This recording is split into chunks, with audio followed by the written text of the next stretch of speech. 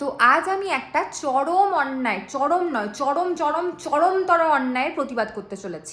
বিয়ের পর প্রথম সন্তান হওয়ার সমস্ত খরচ, টাকা পয়সা, দায়িত্ব নাকি মেয়ের বাবার বাড়ির।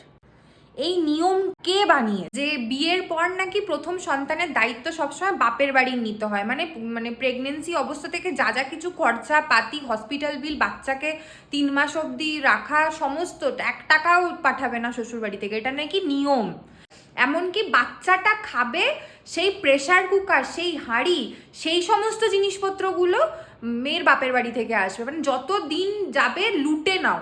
মেয়েটা স্বাদ দেবে, মেয়েটাকে শ্বশুরবাড়ি থেকে যখন স্বাদ দেবে না, তখনও নাকি নিয়ম আছে যে স্বাদের সময় যে খাবার থালাগুলোতে খেতে হয়, সেই থালাগুলো নাকি মেয়ের বাপের বাড়ি থেকে আনে।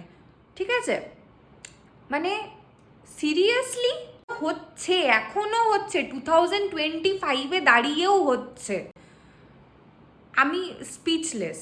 মানে শ্বশুরবাড়ি থেকে কিছু দেওয়ার নিয়ম থাকেই না ভাই।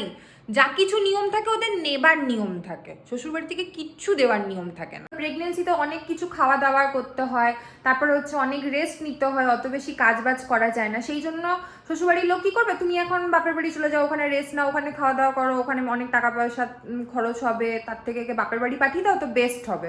তারপর হচ্ছে বাচ্চাটা ছোটো থাকবে, বাচ্চাটা ছোটো থাকা অবস্থা তো মা খুব বেশি কাজ করতে পারবে না, মাকে বেশি রেস্ট নিতে হবে, আর সেই সমস্ত তো শ্বশুরবাড়ির লোকরা মেনে নিতে পারবে না ভাই। তো সেই জন্য তুমি তখন বাপের বাড়িতে রেস্ট করো, যা যা রেস্ট করার আছে, যা যা টাকা পয়সা খরচ করা আছে বাপের বাড়িতে চলে যাও, বাপের বাড়িতে গিয়ে রেস্ট করে নাও, বাচ্চাটা একটু বড় হলে ব্যাস এইবারে তো খেলা শুরু হবে। বাচ্চাটা বাচ্চার মায়ের মতনও কিচ্ছু পায় না ভাই, কিচ্ছু হয় না। বাচ্চাটা নিজের ঠাকুমা, নিজের পিসির শাশুড়ি, তার শাশুড়ির মতনও দেখতে হয়ে যাবে, কিন্তু বাচ্চার মায়ের মতন ভাই হারগিজ দেখতে হবে না। বাচ্চার দাদু দিদার মতন হারগিজ কিচ্ছু হবে না। বাচ্চার দাদু দিদার আর কোনো দায়িত্ব তো ছেড়ে দাও, আর কোনো মানে কি বলবো অধিকারই থাকবে না। ও টাকা পয়সা দেওয়ার খেলা শেষ তো তোমার সব শেষ। এবার এবার এবার আমাদের কলিজা, আমাদের টুকরো, আমাদের বংশর প্রদীপ, আমাদের বংশর লণ্ঠন, ঠিক আছে, সমস্ত কিছু এবার স্টার্ট হয়ে গেলে এবারে তোমরা দূর হাঁটো। হ্যাঁ, এবার অনেকে বলবে তোমার কি শ্বশুরবাড়ি ছাড়া কোনো টপিক নেই? না, নেই। আমার লোকে দেখতে পছন্দ করে তাই বানাই।